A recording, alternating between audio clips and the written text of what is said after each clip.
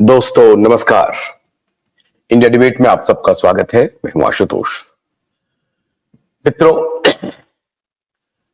महाराष्ट्र में नई सरकार के गठन के बाद जो सबसे तेज हलचल हो रही है वो इस मुद्दे पर हो रही है कि क्या दिशा मामले में जो एसआईटी गठित हुई थी दिशा की मृत्यु की जांच के लिए, क्या वो एसआईटी अभी तक 23 नवंबर का इंतजार कर रही थी कि 23 नवंबर का एक बार नतीजा आ जाए, सरकार किसकी बनती है उसके हिसाब से हम अपने कार्यक्रम को बढ़ाएंगे। अगर मैं ये कहूं कि हां, ये इंतजार कर रही थी एसआईटी और वाकई में इंतजार कर रही थी। अब एसआईटी को ग्रीन सिग्नल मिल गया है कि आप जांच जल्द से जल्द पूरी करें और उसको लॉजिकल कंक्लूजन तक पहुंचाने की कोशिश करें। इस दौरान जिसके खिलाफ जांच होनी है वो लोग घबराए हुए हैं और रस्सी जल जाती है लेकिन उसकी जो ऐंठन है वो बरकरार रहती है, बल नहीं जाता है। तो बल अभी भी बरकरार है। 20 विधायकों वाली पार्टी अब ये बार्गेन करने में लगी हुई है कि मुझे डिप्टी विधानसभा स्पीकर का पद मिल जाए और विधानसभा में लीडर ऑफ अपोजिशन बना दिया जाए। वो इसलिए बना दिया जाए क्योंकि अभी जो एसआईटी अपना काम करेगी तो एक संवैधानिक पद पर बैठे हुए व्यक्ति के खिलाफ कोई भी कार्रवाई करने के पहले उनको बहुत सारी अनुमति लेनी पड़ेगी। और इसीलिए अभी जो विधानसभा के स्पीकर हैं राहुल नार्वेकर को लेकर के ये जो 20 विधायकों वाली पार्टी है उसमें खलबली मच गई और बहुत सोच समझ करके वो कह रहे थे कि राहुल नार्वेकर को छोड़ करके किसी और को बना दीजिए, हमें कोई आपत्ति नहीं है। लेकिन आपके हिसाब से तो सब निर्णय नहीं होंगे। आपके हिसाब में, आपकी जद में जो जो निर्णय था वो आपने कर लिया। आपके जद में निर्णय था कि बीजेपी को धोखा देना, आपकी जद में था बाला साहब ठाकरे की विचारधारा के खिलाफ गद्दारी करना, आपके जद में था कि महाविकास अघाड़ी के साथ चले जाना।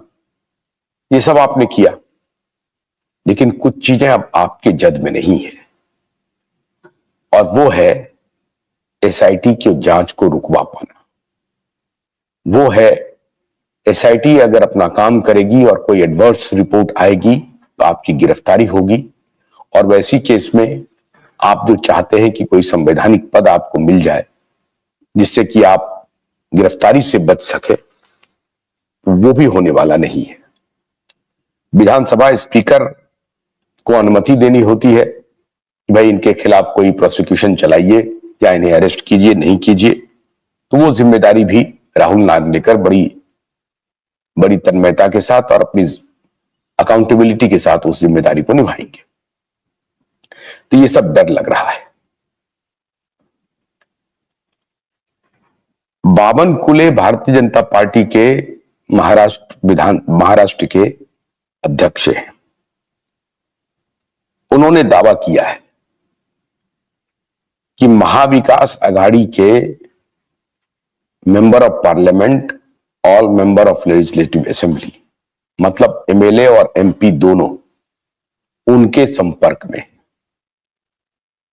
इसके पहले दावा किया जा रहा था कि सारे के सारे फडणवीस जी के संपर्क में हैं, लेकिन फडणवीस जी को अब बहुत सारे काम हो गए हैं और मुख्यमंत्री हो गए हैं देश के। उनको प्रत्येक दिन की कार्रवाई में ही वक्त गुजरेगा बहुत ज्यादा, जिसमें कि उनका एडमिनिस्ट्रेशन का काम है, पूरे महाराष्ट्र की जिम्मेदारी उनके ऊपर है, इतने मंत्रालय हैं, उन सबको देखना उनके पास जो मंत्रालय हैं उनको देखना, लॉ एंड ऑर्डर जाहिर है उनके पास है, मिनिस्ट्री ऑफ होम, फाइनेंस भी शायद उनके पास ही रहने वाला है, ये कल पता चल जाएगा।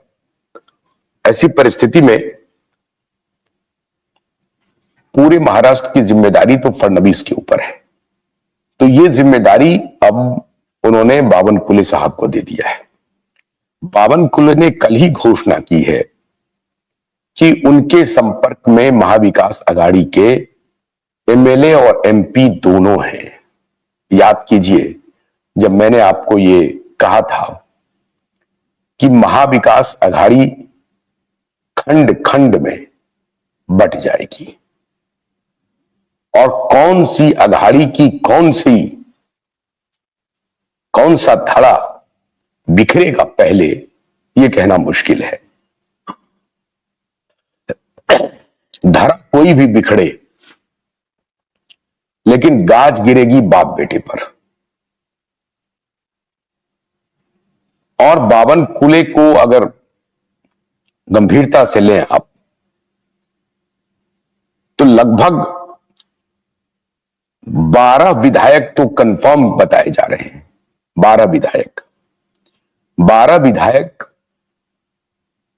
आज अभी इसी वक्त छोड़ देना चाहते हैं शिवसेना उद्धव ठाकरे को। जो 10 एनसीपी के विधायक हैं वो भी लगभग संपर्क में हैं और जो 16 कांग्रेस के विधायक हैं उसमें से भी उतनी संख्या में संपर्क में है जितनी संख्या में आने के बाद एंटी डिफेक्शन लॉ लागू नहीं होगा। तो यह आप मान के चलें कि पूरा महाविकास आघाड़ी जिसके पास की 46 का आंकड़ा है, वो 46 का आंकड़ा कब 26 में बदल जाएगा और कब 16 में बदल जाएगा आप कुछ कह नहीं सकते। अगर यह आंकड़ा बदलेगा तो हो सकता है कि 16 तक आकर के रुक जाए, क्योंकि अगर आप टू थर्ड करते जाएंगे, तीनों पार्टियों का अगर टूट शुरू हो गया तो आंकड़ा मोटे तौर पर 16 के ही आसपास आकर के टिकेगा, क्योंकि सबको एंटी डिफेक्शन से बचना है। अगर 10 है तो 7 को जाना पड़ेगा, 16 है तो 11 को जाना पड़ेगा, 12 को जाना पड़ेगा, 20 है तो 12-14 को जाना पड़ेगा। तो टोटल मिलाकर के अगर ये सारे लोग एंटी डिफेक्शन से बचते हुए पाला बदल लेते हैं तो जो बाकी आंकड़ा बचेगा आपके पास, वो आंकड़ा कुल मिलाकर के 15-16 के ही आसपास बच जाएगा।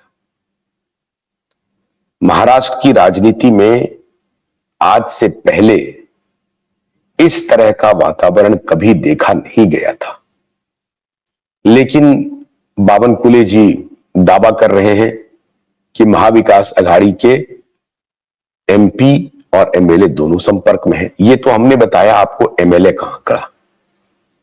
अब जो एमपी का आंकड़ा है उस पे बहुत बड़ा मास्टर स्ट्रोक होने वाला है। अगले 5 साल तक चुनाव की कोई व्यवस्था नहीं है और जो 29 का चुनाव है उसके लिए मोदी जी ने एक नया सिगुफा चल दिया है और वो सिगुफा है वन नेशन वन इलेक्शन का।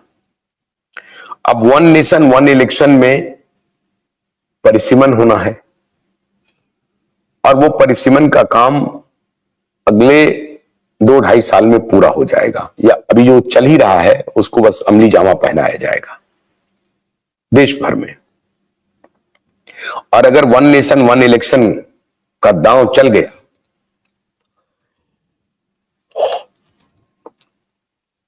तो जो महाराष्ट्र के ये जो एमपी जीत करके आए हैं उनका भविष्य भी खतरे में लग रहा है।